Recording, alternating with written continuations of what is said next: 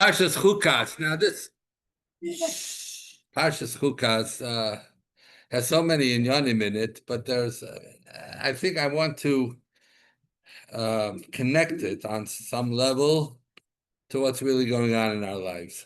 So let's start this way. The pasuk says like this: "Vayiru kol edo ki gova Aharon." They saw that Aaron passed away. Vayivku es Aaron shloshim yom, and they cried for 30 days. They mourned for 30 days for the passing of Aaron HaKohen. Kol Beis Yisrael, the entire Jewish people. So we're talking about like close to 12 million people, believe it or not, if you count the Erev Rav.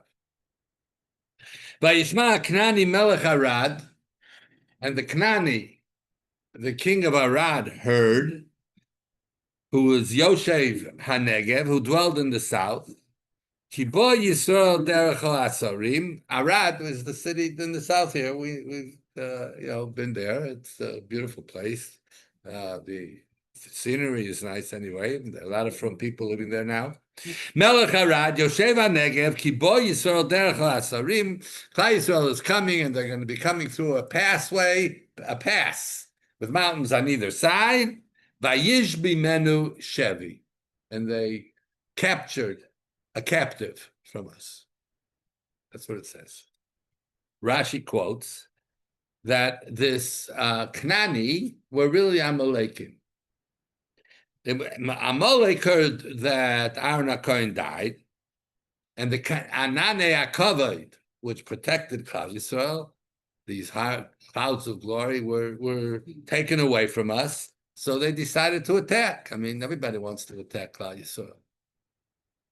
So why, especially Amalek? So why did Chazal say it was Amalek when the pasuk says it was Canaanim?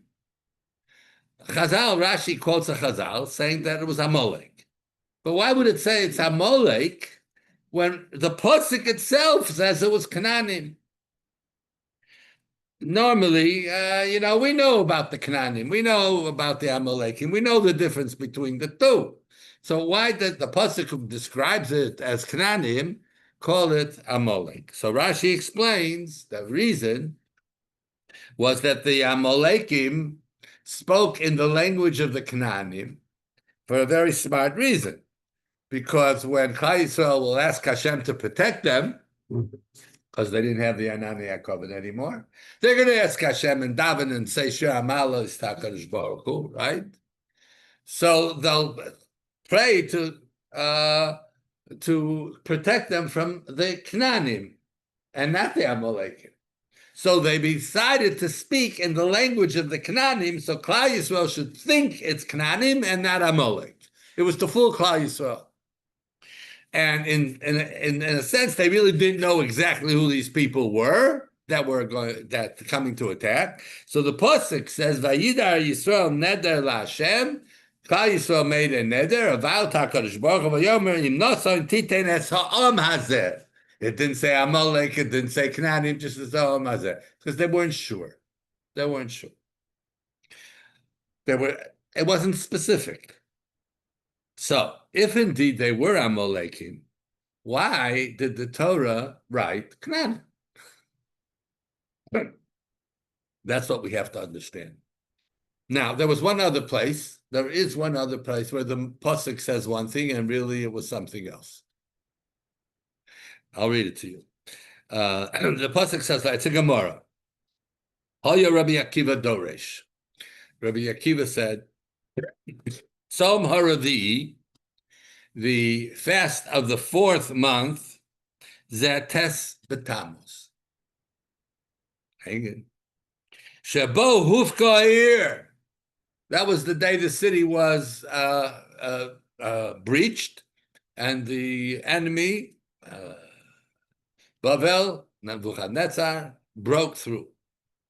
The Tisha L'Chodesh, in the 9th of the month, Vayechasav Hara B'Yir V'Lahoya Lechem L'Ham Haaretz, and there was no food left for the people, but Tibokah Ha'ir, and the city was captured, and the city was overridden. Now that's strange, because the city was really breached not in the 9th of Tammuz, but when? coming up? The 17th of Tammuz. Shivasa B'Tammuz. Shivasa B'Tammuz. Yet the Pasuk says B'Tes Bervi. The 9th of the 4th month. Nisan, Iyar, Sivan, Tammuz. Tammuz is the 4th month. And the Pasuk said it was on the 9th. And yet we know it was when? On Shivasa B'Tammuz. Not the 9th. So, there is a Mishnah in Rosh Hashanah that tells that openly. Chamisha dvarim ira alosenu b'yud zayin b'Tammuz. The Gemara says there's 5 things that happen on Shivasa b'Tammuz, the Chamisha b'Tisha B'av, and 5 of them on Tisha B'av. B'yud zayin b'Tammuz nishbaru al luchos, that we know the luchos were broken on Shivasa b'Tammuz. Ubatal hatamid, and the tamid ceased on Shivasa b'Tammuz v'hufka, and the city was breached. So here the Gemara says that the city was breached on the 17th. And yet the Pasuk says it was breached on the 9th. So something's going on. So the Gemara asked that question. Huvka here b'Yudayin? On the 17th, you're telling me it was breached? V'oksiv, and it's written in Tanakh. It's a Pasuk in Chumash. It's Torah Shebachsav. B'chodesh Arvi b'Tisha l'chodesh. It was the 9th day of the month. And the city was overridden. No, says the Gemara, what's going on? So the Gemara answers that indeed the wall was breached on the 9th, as the Pasuk says, during the first Churban. But during the second Churban, it was the 17th.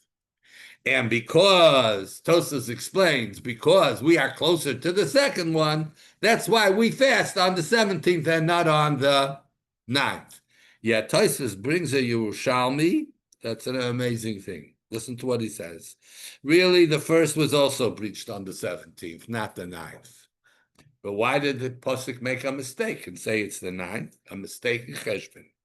The reason they made this mistake, the people got so confused by the tremendous threat that was happening to them, that they were so troubled by the Churban, that the Pasuk didn't want to correct their mistake. It was to define for us how terrible the Klal Yisrael felt. Listen carefully. Because they were so confused. They made a mistake. And they thought it was they said it was the 9th. It really was the 17th. The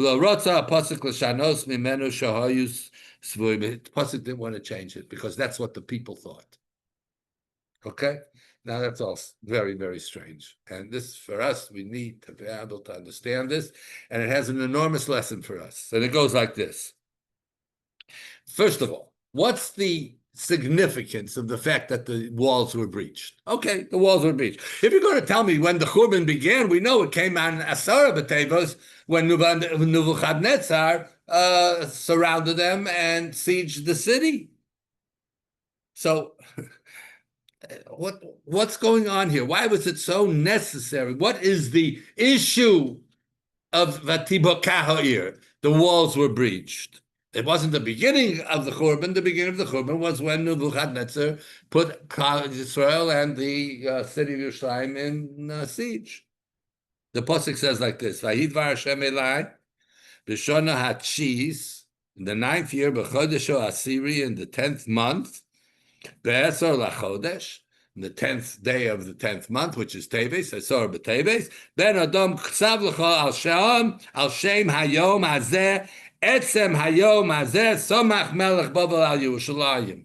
That in this day, that's when Bavel started the whole process of destroying the Beis Hamikdash on the 10th of Teves. So here we got the 10th of Teves. So don't tell me it's because you're trying to tell me that it was the beginning of the destruction, because the 9th of Tammuz, because it really started way before on the 10th of Teves. Okay, so we got to understand it. Yerushalayim is a walled city. Yerushalayim had a phenomenally powerful wall around it. It said that Nebuchadnezzar couldn't breach it until he slowly it started sinking on its own. He didn't breach the walls. It started sinking on its own. Every day they saw it. Yeah. Is it in the same year, the 10th of Tammuz and Tammuz? Yes, yes, It's all in the that's same- all in the same year. Okay, sorry. Now, so when a wall falls, well, this wall around the city, then when it falls, what happens? The difference between what's going on the inside of the wall and outside of the wall is now blurred. There's no separation. In other words, it's permeable. Anyone who wants to can enter, and anyone who wants to can leave. If if you don't want to get killed, but whatever it may be, there was a break between the inside and the outside. The inside loses its unique and exclusive function, or it's not. It's an open city. Anything can happen. Becomes no different than any other place. Its uniqueness is lost. So, what was the special quality of Yerushalayim? What was the uniqueness that was lost when the walls were breached? That's what we have to understand. When we take the Torah out of the Aron Kodesh, Ki mitzion teitzei Torah udvar Hashem b'Yerushalayim. Yerushalayim, when there was a wall around it, the Beis Hamikdash, that was the place where we offer korbanos. That's the place where Hashem, as it were, eats, because it says it's korbani lachmi, and that's the place where Hashem spoke to Klal Yisrael. The Dvar Hashem, ki udvar Hashem Yerushalayim, ki mitzion. By the way, Tzion is the Kodesh HaKadoshim. Udvar Hashem comes out of Yerushalayim. So what is that? That means Nevuah. When the first Beis Hamikdash was in existence, we had Nevuah. When it was destroyed, it was the cessation of Nevuah. The Gemara says that the Nevi'im, every Navi that we know of, there were thousands, hundreds, tens of thousands of Nevi'im. There were 10,000. There were 1,200,000 Nevi'im from the time of Maamad Har Sinai till the Churban. It says 1,200,000 Nevi'im, 10,000 a year. 10,000 Nevi'im a year. And they all got their Nevuah where? But not all of it was written down, obviously. What was written down is the 48 Nevi'im that whose Nevuah was applicable to today. Okay? That reflected messages of Hashem to Klal Yisrael throughout the generations. But sometimes there were individuals and individual situations for individuals in Klal Yisrael or a group of Klal Yisrael, but not all of Klal Yisrael. And you needed a Navi, and the Navi told them what to do. But that was not written down. Now, this means that the Dvar Hashem was different, obviously, because there was a wall around Yerushalayim that made the Dvar Hashem unique, special, and totally different than every other speech. There's no speech that compares to the Dvar Hashem. What was revealed in Yerushalayim, the Dvar Hashem, was not revealed anywhere else. And what people spoke outside of Yerushalayim, they dare not speak in Yerushalayim. How dare you? But we don't have that today anymore. When the walls of the city were breached, it removed the division between Kodesh and Chol. Nevuah, the Dvar Hashem, and human speech. That's the unique Churban. True, the beginning of the Churban, we also fast. That was Asar B'Teres. But the Churban of Tibokah Ha'ir, that the city was breached, it wasn't just a sadness we lost the Beis Hamikdash. There was a churban, there was a destruction. It's called chorev. Things fell totally apart. And what fell apart here on the 17th of Tammuz was that the Dvar Hashem no longer was unique and separate, and it ceased. Nevuah ceased at that point. So now it's possible to enter Yerushalayim, to leave Yerushalayim, without even realizing we moved from one existence to another. I remember the years, I may have told you this, but I'll tell it again. When I was a Bacher, I first came, well over 60 years ago, when getting all right, getting 65 years already. So when I came to Eretz Yisrael to learn in Kfar Hasidim,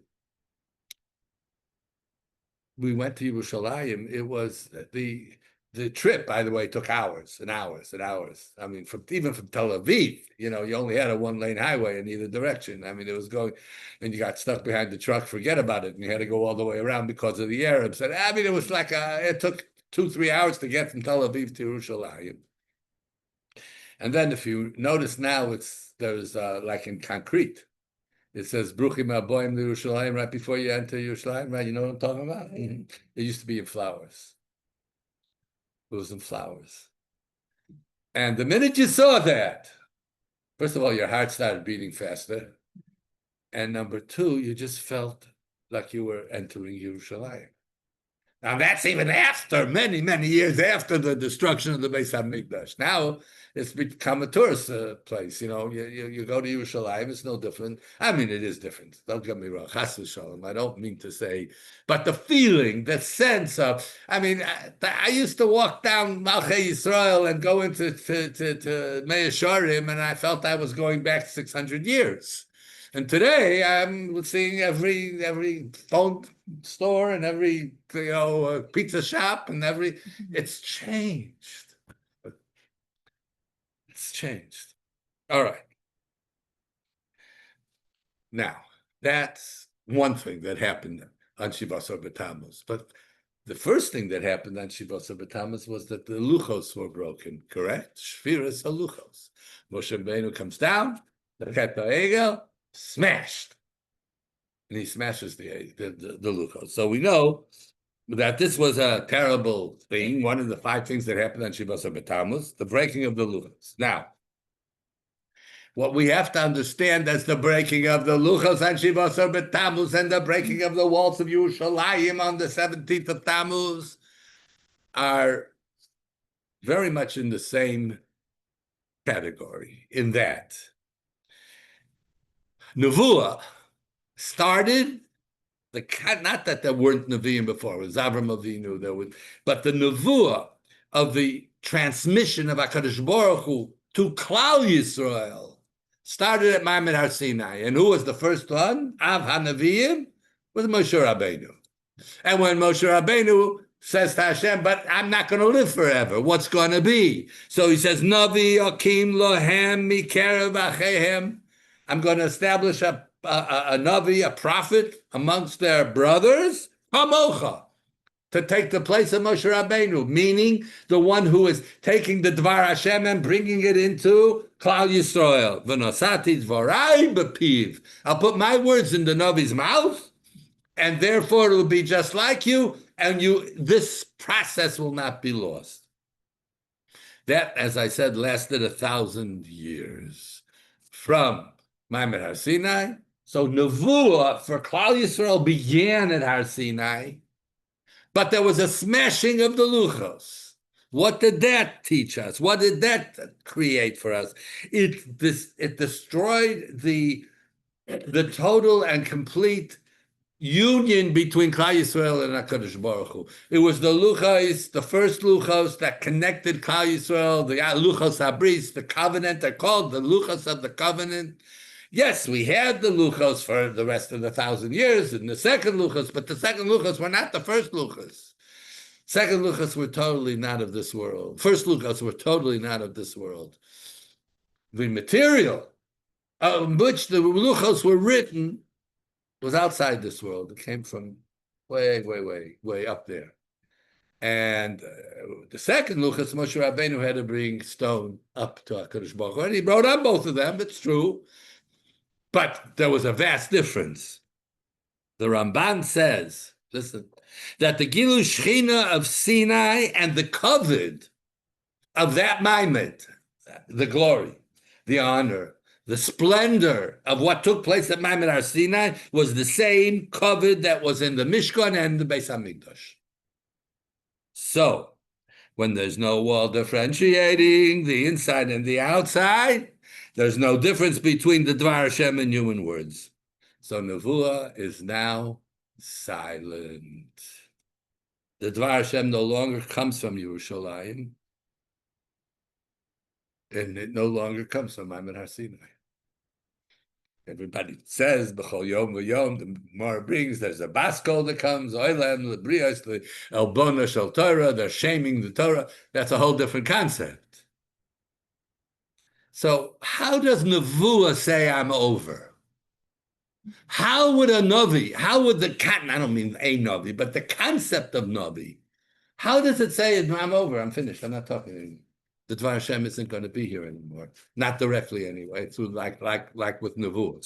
So how does the Nevuah express itself?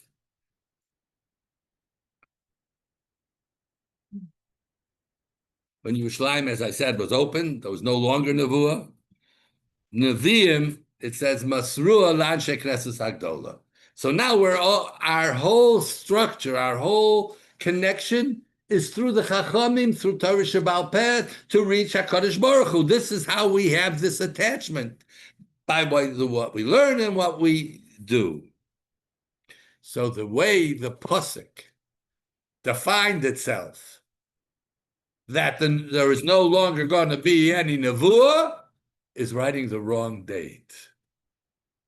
That's why the wrong date was written down, because what the wrong date was, the wrong date of the cessation of Nevuah. So how Nevuah expresses itself that it is not going to continue anymore, it was by writing the wrong date into the pasuk.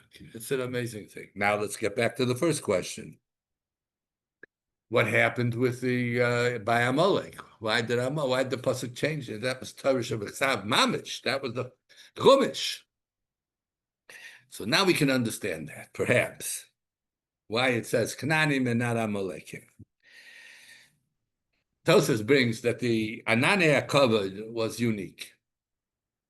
The experience in the Ananei HaKavod and outside the Ananei HaKavod were two different things. Two different things. Inside the Ananei HaKavod, you could look at a closed container and you'd know what's on the inside. What are you, Superman? You have supervision? What are you talking about? Yeah, that's exactly what it is. It was the Oragonus. You were surrounded by the reality of HaKadosh Baruch Hu, and you could see Sofa. It says, by the way, an embryo in the mother's womb sits with its elbows on its knees, bent over, its navel is closed, and is open, and its nose is closed, it can't breathe, it's in water. And ner dolek al rosho. You know what I say about that. That's why pregnancy brings what? Heartburn? Why do ladies have heartburn when they're pregnant? Because they got the ner dolek al dolek. There's a candle burning on its head. So Chazal tells us, what does that mean? That with that candle, you had an absolute clarity in the reality of existence. That's it. You saw everything from one end to the world. You understood everything. That's the little embryo inside the mommy's womb. So it was like that when you were in the embryo, if you will, in the uterus, if you want, of the Ananei HaKavod. That's where we were. So we could see Misofa Olam Atzofo. Everything was absolutely clear. 1 minute. But then Aaron died. And what happened when Aaron died? The Ananei HaKavod left. So things were not clear anymore. Klal Yisrael was vulnerable. Horrible. Do you realize the diminishing? Klal Yisrael, when Aaron Avinu HaKohen died, it was like they couldn't see it. They didn't know. It was all there was a lot of confusion. Vayishbi menu shevi. When the enemy came, the Amalekim came, and they took a captive. One captive. It was one maidservant who was Makabel Torah at Sinai. And that's what they were able to take away from Klal Yisrael. Klal Yisrael was absolutely invulnerable. You couldn't touch us until the Ananei HaKavod were gone. The walls were breached. Throughout all the generations of Klal Yisrael, this is so important. Klal Yisrael have built walls. walls around us. They're surrounding us, and within those walls, we are protected. Within those walls, we could have the ability to perceive the difference between Kodesh and Chol. Hamavdil bein Yisrael o Amim, the difference between being a Jew, being someone who has Mekabel Torah, someone who has received Torah, and someone who has not. The Avdollah, Chazal say, we make an Avdollah, Hamavdil bein Kodesh l'chol bein Or l'chol, sheishes shemei maseh bein Yisrael o Amim. If you don't say Ben Yisrael Amim between us and the nations of the world, then you haven't made Abdullah. You have to say that. You have to know that. That's part of what we're suffering from today. But that's a different thing, maybe in a minute. It's only the separation that gives us this ability to see the difference between truth and falsehood. They're the walls that guard us. What are those walls? The Beis HaMedrash and the Beis HaKnesses. Inside those walls. Now, I can't help it. I want everybody to wake up and listen, because if you don't hear this one, it is, I got from my daughter-in-law an article. It was written by a man by the name of Alistair Heath. Know him? You should, he's English. He's a British journalist of the Daily Telegraph. Now he's the big editor of the Daily Telegraph. Now, word for word, I'm going to read it to you. I normally don't do this, but this I have to do. Please listen. There's something about Israel that makes people uncomfortable. And it's not what they say, it is. And it's not what they say it is. They'll point to politics, settlements, borders, wars. But when you scratch beneath the surface, the outrage, and you'll find of this outrage, the external outrage, you'll find something different, deeper. A discomfort not with what Israel does, but with what Israel is. A nation this small should not be this strong. Period. Israel has no oil, no special natural resources, a population barely the size of a mid-sized American city. They're surrounded by enemies, hatred in the United Nations, targeted by terror, condemned by celebrities, boycotted and slandered and attacked. And still, they thrive. Like there's no tomorrow. Sounds like Trump is talking. They survive like there's no tomorrow in military, in medicine, in security, in technology, in agriculture, in intelligence, in morality, in sheer unbreakable will. They turn desert into farmland. They make water from air. They intercept rockets in midair. They rescue hostages under the nose of the world's worst regimes. They survive wars that were supposed to wipe them out and win. The world watches this and they can't make sense of it. So they do what people do when they witness strength that they can't understand. They assume it must be cheating. It must be American aid. It must be foreign lobbying. It must be oppression. It must be theft. It must be some dark trick that gave the Jews this kind of power. It must be blackmail. Because heaven forbid it's something else. Heaven forbid it's really real. Heaven forbid it's earned. Or far worse, destined. Unbelievable. The Jewish people were supposed to disappear a long, long time ago. That's how the story of exiled, enslaved, hated minorities is supposed to end. But the Jews didn't disappear. They actually came home, rebuilt their land, revived their language, brought their dead back to life in memory and in identity and in strength. That's not normal. It's not political.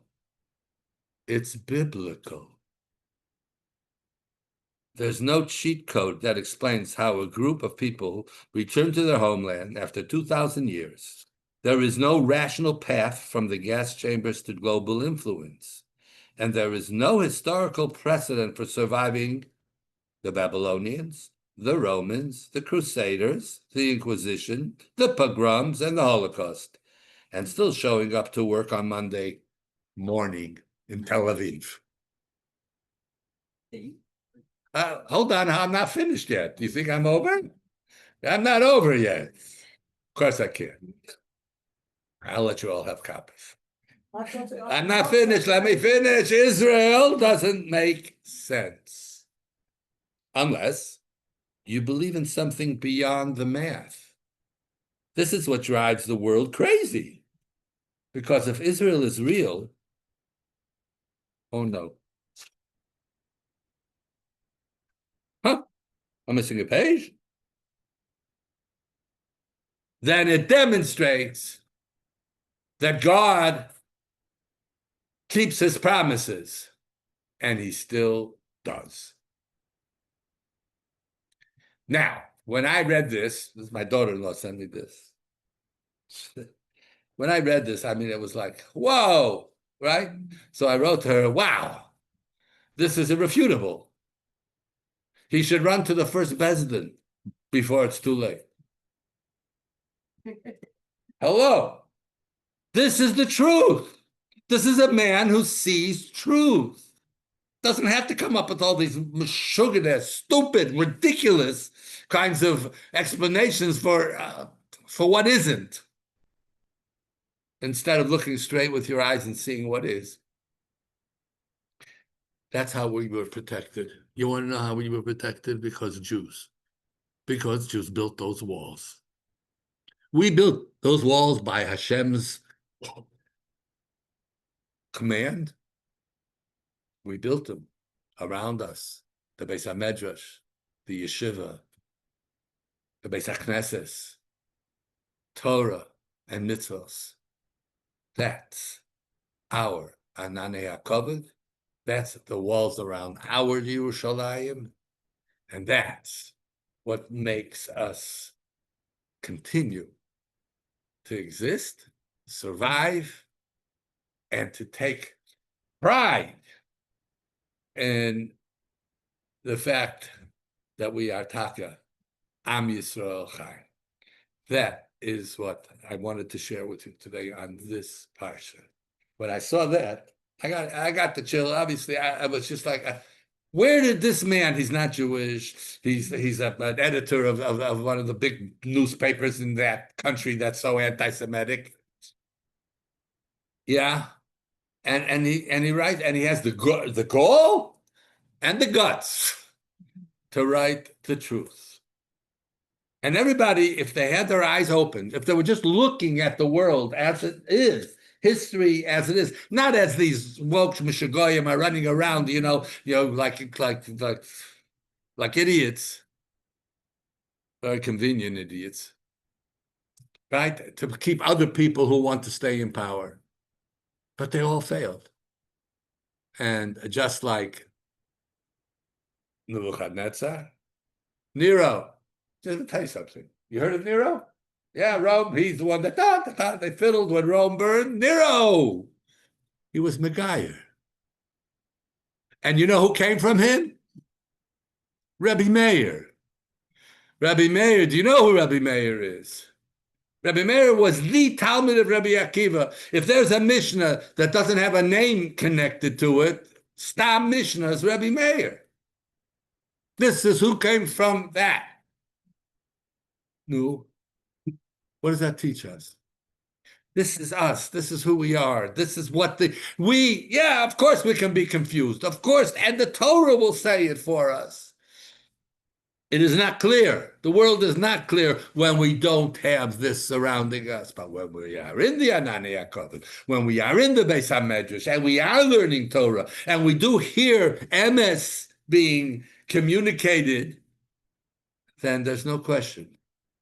that we are going to continue and survive, and not just survive, but to thrive as the Am Hashem. And this parsha, it's no accident that we read Parshas Chukas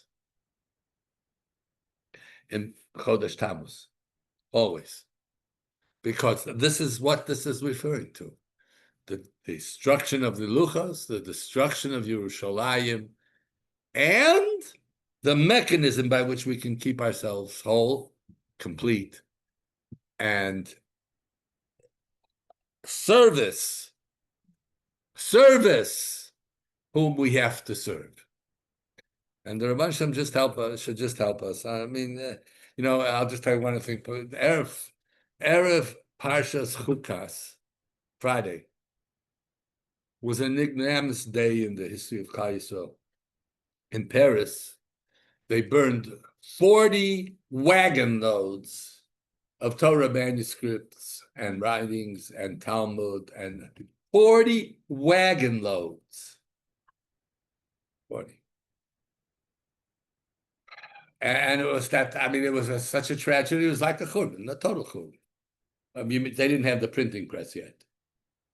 Okay, 14 something, 1470 something, I think. It doesn't matter. They didn't have the printing press. No. And we're still here. And we're still here. Not only are we still here, we've got more svarim than we know what to do with. And we can't. And in every language. There's more Torah being disseminated today in print than any time in history. We have to be aware of that. That anybody, wherever you are, whatever you want, you can be Mr. Hirth, or whatever his name is, Alistair. You can be him, and you can find out all you need to know what is going on with Klal Yisrael. And that's us. And we have to know who we are. And they say it's the one time, besides Asor B'Teves, if it falls out on Friday, we fast, that they were Gozer Titus on the Friday before Parshas Chukas. So everybody says, well, why on Friday, Parshas Chukas? Why not on the date? Whatever date it was, that's when you should fast. So no, we fast on Friday. You know why? Because it's Parshas Chukas. And the other element of Parshas Chukas, that it opens with the Porah Aduma. And just like we don't understand the Porah Aduma, we have to know we don't understand the darn thing. We just know what the Torah reveals to us. And all these terrible things that have happened, and all the pain, and all the suffering, and all the sacrifice, it's beyond. It's beyond. It's not like them, that you can lose, hundreds of thousands of them. What's the big deal? It's just a little bit. But Klal Yisrael, there's every neshama is a olam malay. And we have to take heart, in spite of all the pain. Parshas Chukas tells us, it's me, Rabbosai, it's me, I'm here, I'm the one that's doing it. No one else, not the planes and not the mops, the pops and the bombs and the who knows what, all that. It's not that. If Hashem didn't want it to be destroyed, it wouldn't be destroyed. We'll do Hashem ki tov, ki ra'u b'chasdei. Yes, ma'am. Yeah. So this journalist wasn't the only person that had that going to understand. I have to play you 15 seconds. You can hear it. Oh, and I saw that. Yes.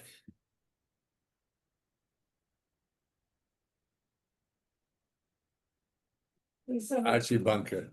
Archie Bunker. He knew those for who, right? It's only Hashem who can do it all.